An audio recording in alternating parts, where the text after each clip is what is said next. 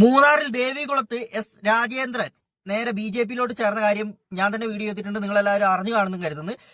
രാജീവ് ചന്ദ്രശേഖരന്റെ നേതൃത്വത്തിൽ ഈ അടുത്താണ് അവർ സമ്മേളനമൊക്കെ നടത്തി അവിടെ പ്രചാരണങ്ങളൊക്കെ നടത്തിയിട്ട് പോയത്.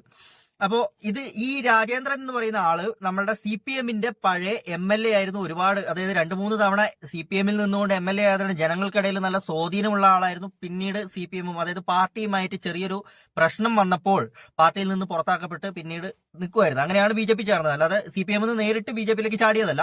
ആ പശ്ചാത്തലത്തിൽ നമ്മളെ മണിയാശാനെ കുറിച്ച് ഞാൻ പ്രത്യേകിച്ച് പറയേണ്ട കാര്യമില്ലല്ലോ. നമ്മുടെ മറ്റേ ആട് എന്ന സിനിമയിൽ മറ്റേ ചെമ്പല്ലികൾക്ക് വെട്ടി ഡാമിലേക്ക് ഇട്ട് കൊടുക്കുന്ന അത്രയ്ക്ക് ബുദ്ധിയുള്ളൂ. കാരണം ഇതൊക്കെ അങ്ങനെ എന്താ പറയാ, എങ്ങനെ പറയണം എന്നറിയില്ല. അപ്പൊ അവസാനം പാർട്ടിക്കാർക്ക് മൊത്തം നാണക്കേടുണ്ടാക്കുന്ന രീതിയിലുള്ള ഒരു മനുഷ്യനാണ്. RSS ചെയ്തു, BJP ചെയ്തു, ഏത് മൂന്നായി പോയി ചേർത്താലും കമ്മ്യൂണിസ്റ്റ് മാർക്സിസ്റ്റ് പാർട്ടിക്ക് ഒരു കുഴപ്പമില്ല. ഞങ്ങളെല്ലാം നേരിട്ടു. ഇത് ഞങ്ങൾ പറഞ്ഞ വാക്കാ ഉണ്ട ചോറിന് നന്ദി കാണിക്കണം. ജീവിതകാലം മുഴുവൻ പെണ്ണുപിള്ളയ്ക്ക് രാജേന്ദ്രന് പെൻഷൻ മേടിച്ച് തിന്നാമല്ലോ. രാജേന്ദ്രന് തറുപ്പനുണ്ടാക്കിയ വകയാണോ?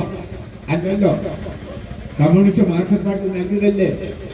രാജേന്ദ്രൻ തത്തുപോയെന്ന രാജേന്ദ്രന്റെ ഭാര്യയ്ക്ക് പെൻഷൻ കിട്ടിയതല്ലേ. ഇതെല്ലാം ചെയ്തു.